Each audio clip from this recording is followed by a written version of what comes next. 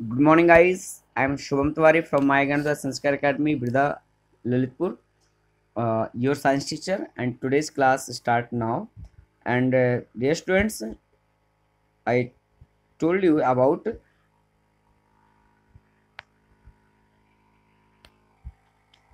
digestive system in human body. So after this topic, we start now a new topic here. Here is a table that here अंग, पाचक रस, भोजन के अवयव, पचने के बाद भोजन का सरलतम रूप। तो विद्यार्थियों यहाँ पर एक जो टेबल दी गई है तालिका, इसमें यह बताया गया है कि मनुष्य के किस अंग द्वारा किस प्रकार का रस निकलता है और भोजन के किस अवयव का पाचन होता है उसके द्वारा, और पाचन के पश्चात भोजन का वह रूप बदल करके किसमें टूट करके विभक्त हो जाता है। आइए इस टेबल के माध्यम से भी जानते हैं। विद्यार्थियों, कल के टॉपिक के बारे में मैंने आपको पाचन से संबंधित क्रिया के बारे में चर्चा की थी। उसी से संबंधित जैसे फर्स्ट मुख गुहा, सबसे पहले तो मुख का काम है कि हम भोजन को उसके द्वारा ग्रहण करते हैं। इसके बाद मुख गुहा का काम क्या है, इसमें लार ग्रंथि द्वारा एक लार निकलती है जिसमें टाइलिन नामक एंजाइम पाया जाता है, और टाइलिन नामक एंजाइम से हमारे भोजन में उपस्थित कार्बोहाइड्रेट यानी मंड का भोजन का पाचन होता है, और पाचन के फलस्वरूप यह कार्बोहाइड्रेट सरलतम रूप बदल करके माल्टोज में बदल जाता है। इसके बाद विद्यार्थियों फिर भोजन ग्रास नली तक पहुंचता है। ग्रास नली में चबाया हुआ भोजन का कोई भी पाचक रस नहीं निकलता और कोई भी भोजन का अवयव का पाचन भी नहीं होता। अब जो भी चबाया हुआ भोजन होता है वो सीधा हमारे आमाशय में पहुंचता है, जहाँ पर जठर रस में निकलने वाले दो आपके एंजाइम पेप्सिन और रेनिन तथा HCl अम्ल, ये क्या करते हैं, पेप्सिन और रेनिन क्या करते हैं, पेप्सिन प्रोटीन का पाचन करता है और रेनिन दूध को दही में परिवर्तित करता है, और HCl अम्ल क्या करता है, भोजन को अम्लीय बनाते हुए उसको छोटे छोटे टुकड़ों में विभक्त करके उसको पाचक योग्य बनाता है।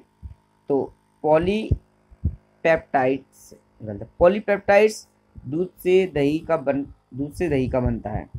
ठीक है विद्यार्थियों। इसके बाद छोटी आंत में जब भोजन पहुंचता है आमाशय के बाद, तो यहाँ पित्त रस होता है और अग्नाशयी रस होता है जो कि वसा और प्रोटीन का पाचन करते हैं।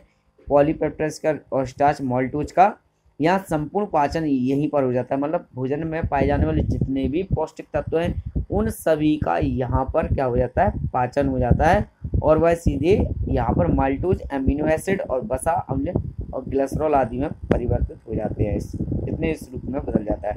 इसका भोजन पहुँचता है बड़ी आंत में, जहाँ पर अतिरिक्त जल का जो अवशोषण होता है या जल की मात्रा होती है।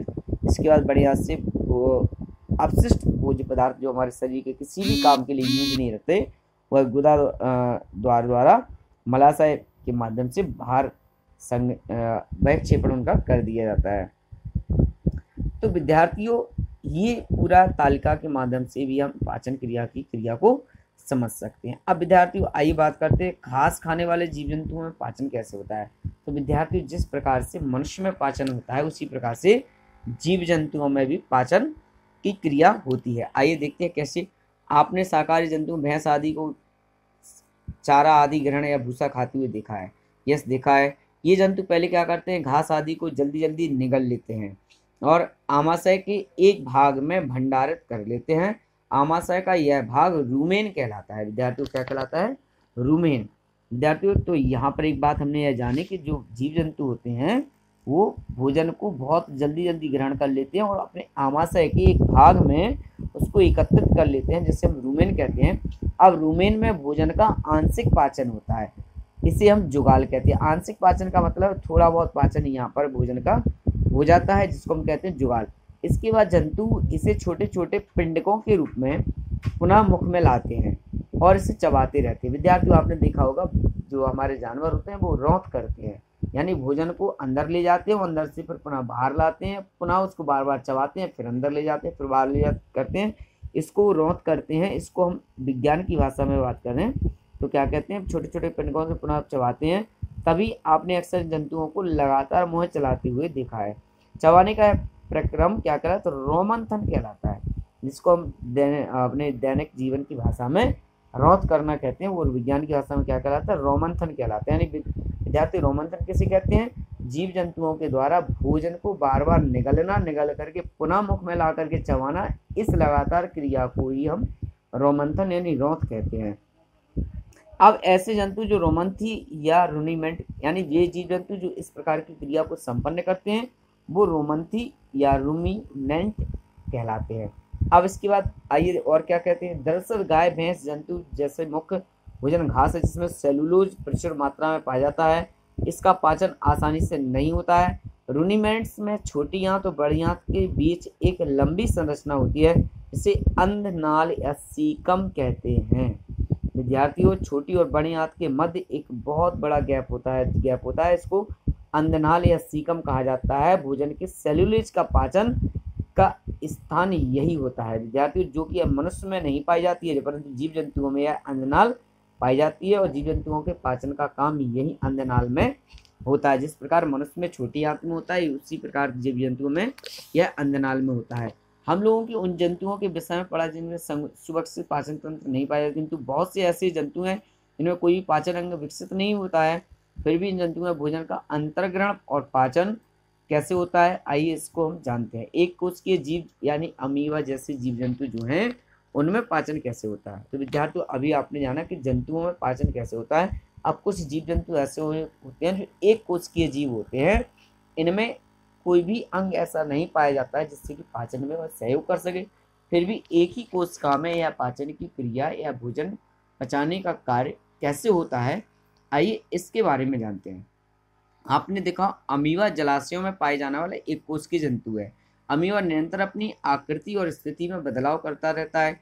इसकी कोशिका में एक अथवा अंगुली के समान प्रवर्ध निकलते रहते हैं, जिन्हें पादाब कहते हैं। तो विद्यार्थियों, क्या अमीबा की जो कोशिका होती है उनमें अनेक अंगुली के समान प्रवर्ध निकलते रहते हैं। क्या निकलते रहते हैं? प्रवर्ध निकलते रहते हैं, जिन्हें पादाब कहते हैं। यह अमीबा को गति देने और भोजन पकड़ने में सहायता करते हैं। यानी अमीबा जीव जंतु जो है वो गति किस प्रकार करता है? पादाब द्वारा, और भोजन को पकड़ने में भी वह मदद करता है।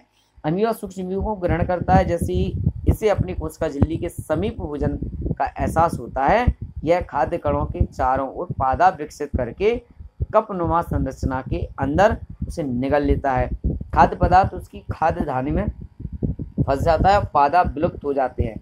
खाद्य धानी में पाचक रस स्रावित होते हैं और जो खाद्य पदार्थों पर क्रिया करके उन्हें सरल पदार्थों में बदल देते हैं। पचा हुआ खाद्य पदार्थ धीरे धीरे अवशोषित हो जाता है, जिससे अमीबा की वृद्धि तथा गुणन आदि विभिन्न जैविक क्रियाएं संपन्न होती हैं। विद्यार्थियों, यहाँ पर आपने क्या देखा कि जैसे पादाब जो है भोज्य पदार्थ के संपर्क में आता है, तो यह पादाब को विकसित करके कपनुमा संरचना में उसे निगल लेता है। निगलने के बाद पादाब नष्ट हो जाते हैं और भोज्य पदार्थ जो है उसमें फंस जाता है, और यह पाचक रस इसके अंदर से जो निकलता है पादाब के अंदर स्रावित होता है, उससे भोजन का अवशोषण होता है। अवशोषण के पश्चात ये भी जो ऊर्जा के रूप में ऊर्जा को ग्रहण करते हुए अपनी समस्त जैविक क्रियाओं और अन्य क्रियाओं के लिए उसका प्रयोग करते हैं। तो विद्यार्थियों, यहाँ पर हमने आज ये पाठ के माध्यम से जाना कि जीव जंतु अपने भोजन को कैसे ग्रहण करते हैं, उनका पोषण कैसे होता है, और पोषण में काम करने वाले कौन कौन से अंग होते हैं उनमें। तो इसके बाद अगला लेसन हमारा जो होगा वो आपका 8th लेसन होगा, यानी जीवों में श्वसन।